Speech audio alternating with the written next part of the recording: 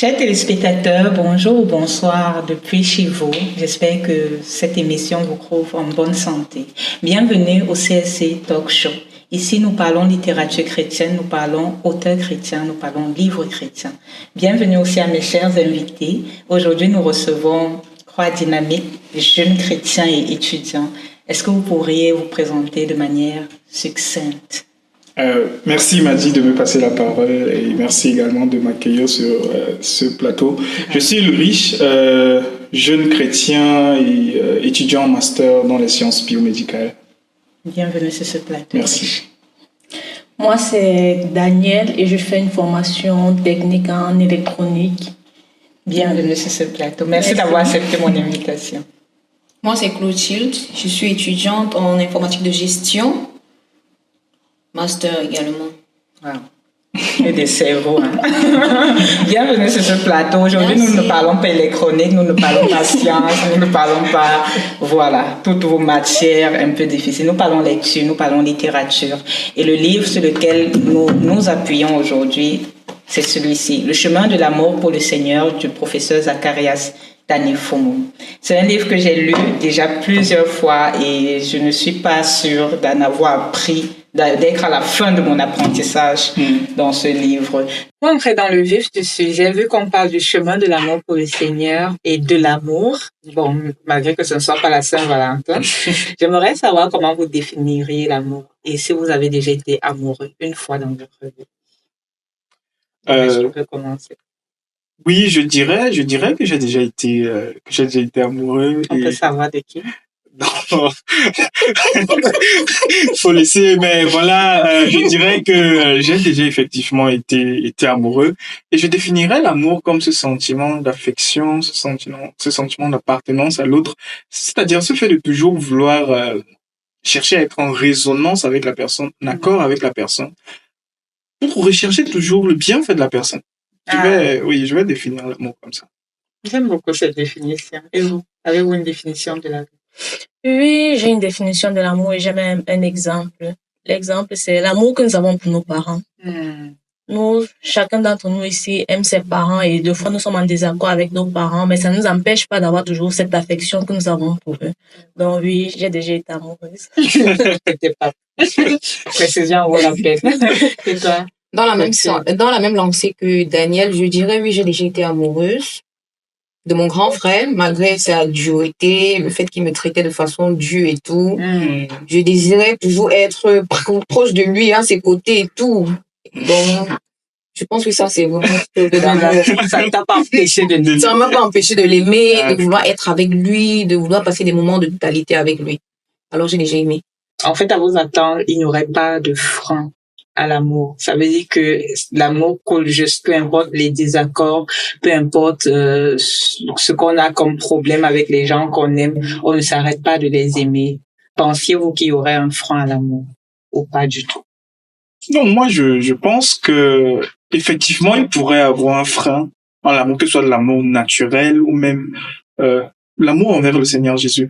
Je vais répondre à cette question en prenant l'exemple de Marie de Magdala. Le Seigneur avait produit quelque chose en elle. Et l'auteur nous définit son amour comme un amour qui n'avait point honte. Vous voyez, le professeur Zacharias Tanefomo a essayé d'illustrer ça pour qu'on essaie même de se retrouver. Parce qu'elle s'était levée très tôt le matin pour aller embaumer le corps de Jésus. Et il dit, je veux dire, avec un peu de sarcasme, il dit, voilà, ça peut être, il aurait pu avoir des bandits là-bas, c'est très tard dans la nuit. On ne sait pas le danger. Bon, c'était pas tard dans la nuit, mais tôt le matin. Tôt le matin, mais il faisait nuit. Et puis, voilà, c'est-à-dire, il n'y avait pas de honte, il n'y avait pas de timidité. Il n'y avait pas de peur. Il n'y avait pas de peur. Et c'est quelque chose, effectivement, si on surmonte ça, je pense qu'on est sur le bon chemin pour aimer. Donc, pour revenir clairement à la question, je dirais, effectivement, cet aspect d'être timide, cet aspect de ne pas être zélé, cet aspect d'être froid ou tiède, c'est un frein. Je veux dire ça comme ça. Ouais. D'accord. Et vous, qu'est-ce que vous en pensez? Un autre élément serait également l'amour du monde. Vouloir plaire aux gens. Oui, savoir ce que les gens en pensent et tout, l'opinion des gens et tout pourrait être un frein à notre amour pour le Seigneur, parce que plusieurs personnes, par exemple, trouvent que nous en faisons un peu trop. Oui, la parole de Dieu, c'était dans l'époque et tout. Aujourd'hui, nous sommes la modernisation et tout. On doit s'accommoder à la vie d'aujourd'hui et tout. Et ça, c'est vraiment un grand frein en ce qui concerne l'amour pour le Seigneur. D'accord. Ça veut dire, tu as parlé tout à l'heure, Ulrich, du fait que Marie de Magdala n'a pas eu peur d'aller embaumer le corps de Jésus le matin. Ça veut dire qu'elle est sortie, peu importe ce qu'il pouvait y avoir dehors, peu importe qu'il y ait eu des loups, qu'il y ait eu l'obscurité, ça ne l'empêchait pas de courir vers le Seigneur à cause de l'amour qu'elle avait pour lui, à cause de l'amour qu'elle lui portait. Donc, il n'y a pas de frein à l'amour, Daniel, vu que tu n'as pas répondu du tout. Bon, pour moi, je vais dire, normalement, quand tu aimes une personne, ne doit pas avoir de frein pour cette personne que tu aimes, en fait. Tu dois aimer cette personne de tout ton cœur, malgré ce qu'il peut avoir sur le chemin, quoi. Tu dois surmonter tous ces obstacles par amour pour cette personne, en fait. Ça m'amène à me poser une question. Quels sont les obstacles à surmonter pour aimer le Seigneur? Y a-t-il des obstacles à surmonter pour aimer Dieu? Oui, il y a des obstacles à surmonter pour aimer Dieu. Des fois, quand tu viens, tu dis peut-être à ta famille, j'ai décidé de donner ma vie à Jésus. Il y aura certaines persécutions que tu peux recevoir de ta famille. Ils vont te dire, bon, qu'est-ce que tu es en train de faire là? Ils ne sont pas d'accord avec le chemin que tu as décidé de prendre. Et pour cela, tu dois être ferme dans ta décision que j'ai donné ma vie au Seigneur Jésus-Christ. Je l'aime, je veux l'appartenir, je veux le suivre. Malgré tout ce que ma famille dit, je reste sur mon point de vue. Parce que au travers de ça, je suis heureuse dans ma relation avec Dieu. Donc, il y aura toujours des obstacles, mais nous devons être fermes quand nous décidons de marcher avec Dieu. Il y a des obstacles, ça veut dire qu'il y a un prix à payer alors, Clotilde et Ulrich, quel est le prix à payer pour aimer le Seigneur? De toute façon, oui, il y aura un prix à payer. Et je me dis, de manière basique, le premier prix à payer, c'est le temps. Parce que nous sommes dans une génération où on court après le temps. Et ce qui fait qu'on n'a pas trop cette pertinence, je veux dire, la notion de pertinence du temps. Et voilà, je ne peux pas me dire que j'aime le Seigneur Jésus et je reste superficiel dans ma manière de passer du temps avec lui. Donc là, c'est également un prix à payer parce que, je veux dire, ce n'est pas... Il faut qu'on soit sérieux. Nous sommes dans un contexte, je veux dire, européen et tout, on court derrière ceci et cela. Ce n'est pas donné, mais il y a effectivement ce temps qu'on doit investir dans la recherche de Dieu, savoir qui il est, essayer de comprendre comment il fonctionne. Donc, je dirais que ce facteur temps, c'est un énorme prix à payer. Je vais considérer ça comme ça. Sacrifier le temps de TikTok, le temps des réseaux. Oui, bien sûr, pour investir ça, ouais. Passer du temps avec le Seigneur. Passer du temps avec le Seigneur. Clotilde, qu'est-ce que tu en penses? Je dirais également l'abandon total. Ça, Là, c'est l'un des prix à payer pour servir le Seigneur, l'abandon total. Cela signifie quoi?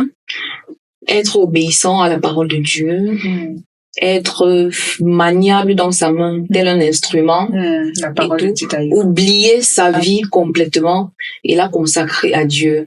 Parce que le Seigneur n'aime pas les cœurs partagés.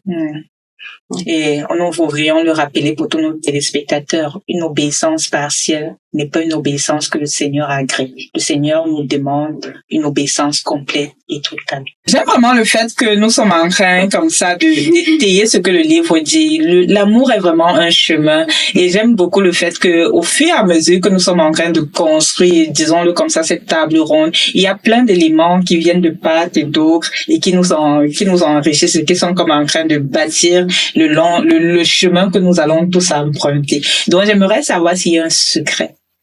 Le cube magique, comme on dit en Afrique, de l'amour pour le Seigneur. C'est quoi le secret? Qu'est-ce qu'il faut que je fasse dans le secret? Ou quel est le secret pour que j'aime le Seigneur, pour que mon amour pour lui explose complètement?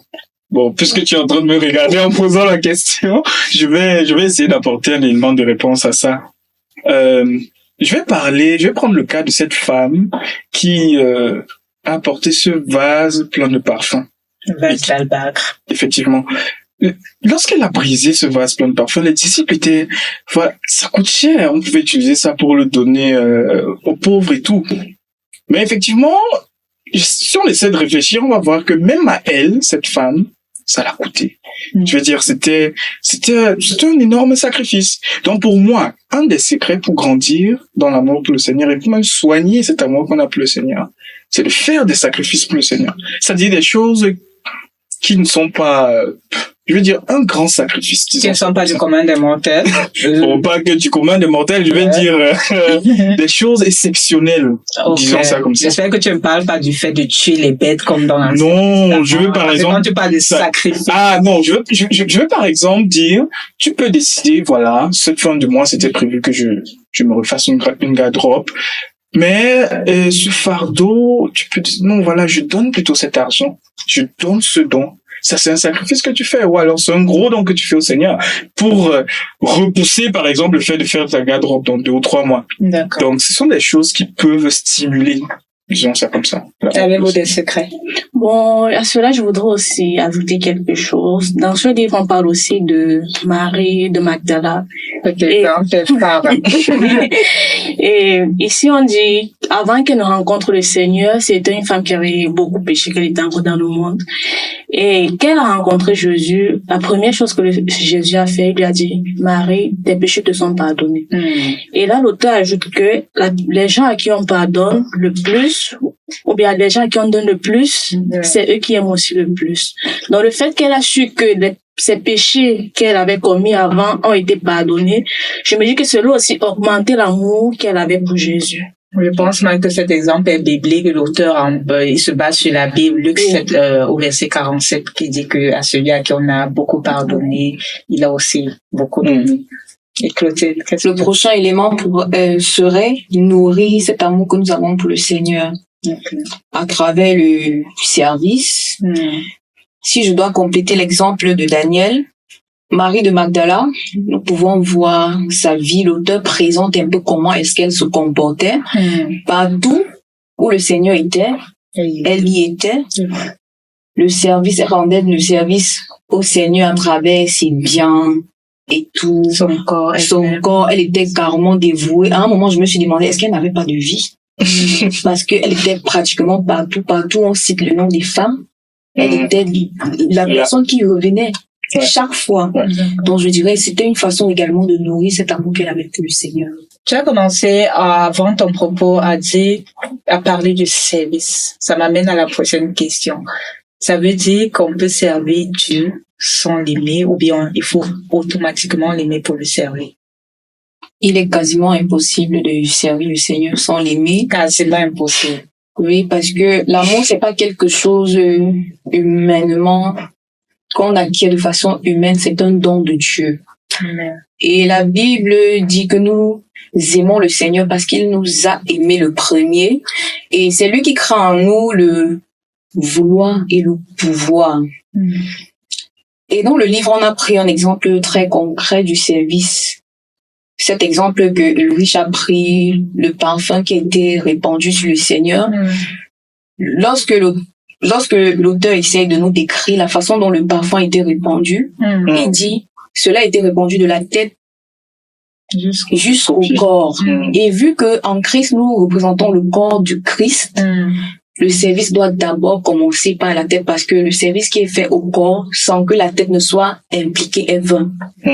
Donc l'origine, en fait, c'est cette tête-là. C'est la tête qui représente le Seigneur Jésus.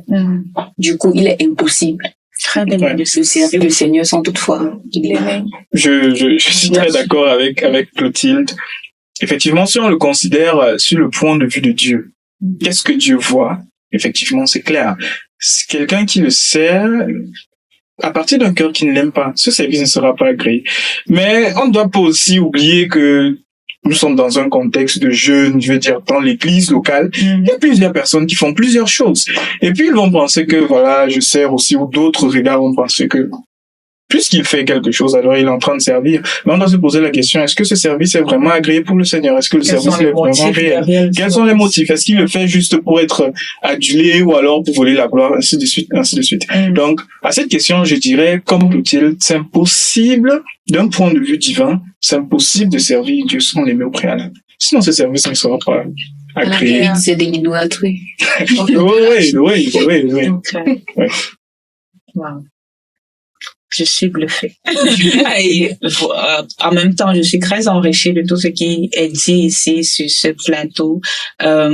C'est vraiment un livre, un must read, ce livre. Je l'ai lu plusieurs fois et je crois que je suis encore en train de bâtir comme ça mon chemin de l'amour avec le Seigneur. Je ne sais pas pour vous, mais est-ce que vous avez pu, au travers de la lecture de ce livre, connaître l'amour absolu pour le Seigneur, l'amour parfait pour le Seigneur, ou bien vous êtes aussi, comme moi, encore en chemin vers cet amour? Bon, moi, je dirais plutôt que je suis encore en chemin pour cet amour. Parce que avant, je croyais connaître qu'est-ce que c'est que l'amour est aimer. Mais au travers de ce livre, j'apprends que ce n'était pas le cas. Par exemple, quand je regarde, il parle, quand on aime, on doit aussi regarder notre caractère. Est-ce que mon caractère montre réellement que j'aime les autres? Est-ce que j'aime réellement Dieu au travers de mon caractère? Et quand je vois cela, je vois que j'ai encore du chemin à faire. Donc, ce livre m'aide à réellement faire ce pas. Et vous? Bon, moi également, je dirais que je suis sur le chemin. Je n'aurais pas la prétention de dire que voilà, je connais cet amour absolu. Je vais juste dire qu'effectivement, je suis sur ce chemin. Il y a ce travail à faire. Il y a ces routines. Je pense que Clotilde a évoqué au niveau de l'intimité et tout. Il y a ces routines effectivement qui aident beaucoup. Et je dirais que je suis également sur le chemin. Donc, je suis dans le thème du livre. Et pas Clotilde. Pour ma part, ce livre a été vraiment révélateur de ce que c'est que l'amour réel, parce que moi, personnellement, j'avais une définition erronée de ce que c'est que l'amour. Et à travers les cas d'études qui ont été prises dans ce livre, et des exemples concrets des personnes qui ont vécu, de comment est-ce qu'ils se sont comportés, de la naissance de l'amour, de comment l'amour se manifeste, de comment est-ce qu'on peut exprimer cet amour et tout. Je crois que moi, je me suis mise à cette école de l'amour pour le Seigneur. En tout cas, merci beaucoup d'avoir accepté mon invitation sur ce plateau. C'est un plaisir de vous recevoir. C'est un plaisir de discuter pendant quelques minutes sur ce magnifique livre. Comme j'ai dit, c'est un must read du professeur Zacharias Sanefomo. Donc, voilà la maison pour vous procurer le livre. Disponible dans toutes les librairies chrétiennes, disponible sur Amazon.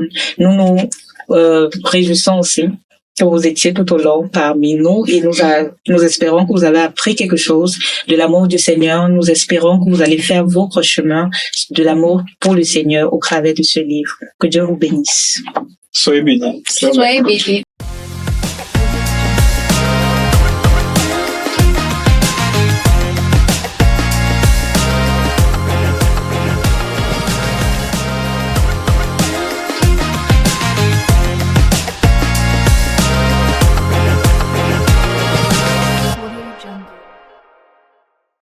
Coucou à toi, moi c'est Ulrich Derrüders. Et moi, Maddy Derrüders. Alors, nous espérons que tu as passé un très bon temps en visionnant notre CLC Talk Show. Nous avons maintenant une très belle offre à te faire. Comment gagner des livres? Alors, il suffira juste d'aller dans les commentaires et de répondre à une question qui a été évoquée lors de notre talk show, à savoir... Quel est le secret de l'amour pour le Seigneur? Alors, tu as maintenant le temps d'aller dans les commentaires pour répondre à la question. Nous ferons un tirage au sort dans les 24 prochaines heures et l'heureux élu recevra son livre. Alors, à vos claviers, à tout à l'heure. Bye bye.